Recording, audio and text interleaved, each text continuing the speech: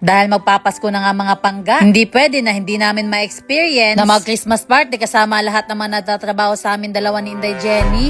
Dahil magpapasko na pangga, hindi pwede na hindi natin mapasaya lahat na nagtatrabaho sa atin. Kaya naman ngayong araw na ito mga pangga, may simpleng handaan kami. Yes, simpleng handaan lang tayo pangga, pero alam ko na mapapasaya natin sila lahat ngayon. Yun lang naman importante mga pangga, di ba? Yung mapasaya natin sila. Grabe, hindi talaga ako makapaniwala mga pangga na sobrang dami na namin ngayon. Ano lang naman kami dati ni Inday Jenny nung nagsimula pa lang talaga. Una, sobrang hirap talaga kasi kami lang ni Inday Jenny. Pero hindi kami huminto. Nagtiwala kami sa isa't isa. Napatuloy at nagsikap. Worth it talaga yung pagod at hirap. Sa ilang taon na pag-grind, hindi din naging madali sa amin ni Inday Jenny itong journey na to. Ang daming nangyari mga pangga at rason. Nakala namin ni Inday Jenny hindi na mag-work at hindi namin kakayanin. Pero nagtiwala kami sa sarili namin at sa Panginoon na kaya namin lagpasan yun. At dahil napatuloy kami mga pangga, ito kami ngayon. Kasama ang mga tao na nagtiwala at sumuporta sa amin. Kaya hindi ko nasasayangin itong pagkakataon na to mga pangga para magpasalamat. Salamat sa inyo dahil hindi kayo nagsawang suportahan kami. Salamat dahil nagtiwala kayo. Salamat dahil andyan pa rin kayo. Aside sa pagsisikap namin dalawa ni Inday Jenny, alam namin isa din kayo sa dahilan kung bakit naabot namin itong mga bagay na meron kami ni Inday Jenny ngayon. Kaya salamat. Dito sa party nga namin mga pangga, lahat na natatrabaho sa atin may performance talaga. Sobrang bilib talaga ako dito sa kanilang mga pangga. Kasi alam ko sobrang busy nila pero nagawa pa rin nila na mag-effort sa mga costume at performance nila. Syempre dahil may performance sila mga pangga, expect na talaga yan na may prizes. Hindi gaano kalaki yung premyo pero goods na din mga pangga. Yung fourth place nito mga pangga is 8,000. Third prize naman 10,000. Second prize is 12,000. At ang first prize 15,000. Nung una hindi nila alam kung magkano yung premyo. Pero nung nalaman nila mga pangga, sobrang saya nila. Kahit na fourth place lang daw, goods na daw talaga sa kanila. Wala daw talagang uuwi na luhaan. Kasi lahat na nag-perform dito mga pangga, may matatanggap talaga. May i-share na naman ako sa inyo mga pangga. Kasabayan sa pagpasok namin dito sa social media, ang pagtayo sa maliit namin na negosyo, which is ang Team Lady Boss Clothing. At hanggang sa nanganak na yung mga negosyo natin. As of now mga pangga, meron na tayong 7 na physical store sa iba't ibang negosyo natin. Dalawa dito ay ang NJ Photography Studio. Tatlo naman dito ang Team Lady Boss Helmet Store, NJ Glamour House Salon Aesthetic and Spa, at ATP Graphics. Maraming mga ups and downs sa mga negosyo natin mga pangga. Always namin pinagpipray ni Inday Jenny na sana magpatuloy lahat ng negosyo natin kahit anong mga pagsubok na dadaan. Kasi alam namin kung gaano kahirap maghanap ng trabaho. Isa din sa pinapasalamatan namin ay yung mga tao na sumusuporta sa mga negosyo namin. Isa din kasi sila sa dahilan para makapagpatuloy ang mga negosyo natin. Lalong-lalo na this year na grabe talaga yung struggle ng mga negosyo natin. For sure may mga makakarelate din dito ng mga negosyante na followers natin na ang hirap talaga na ikaw ang marketing, mag-iisip kung ano yung mga gagawin, mga bayarin at iba pa. At lalo na this year, ang daming nangyari at sakuna. Kaya medyo matumal talaga yung mga negosyo ngayon. Pero dahil kita namin yung effort ng mga tao namin para sa business natin, kaya hanggat makakaya, ilalaban natin ito. Kaya sana nga magpatuloy yung negosyo natin at magbunga ito para mas dadami pa talaga tayo. Alam talaga namin mga pangga na hindi instant ang pag-grow ng negosyo. Kailangan talaga pagsikapan. Kaya kung ikaw na nahihirapan sa negosyo mo ngayon at tingin mo walang patutunguhan yung effort mo, tanungin mo muna yung sarili mo kung bakit mo nga ba sinimulan yan, para saan at para kanino. Kumbaga, bumalik ka sa dahilan kung bakit sinimulan mo magnegosyo. Alam ko, mahirap ang proseso sa pagtupad ng pangarap mo, pero hindi yan rason para tumigil ka. Enjoy the pain, enjoy the process, be consistent at huwag kang papatalo sa laban ng buhay.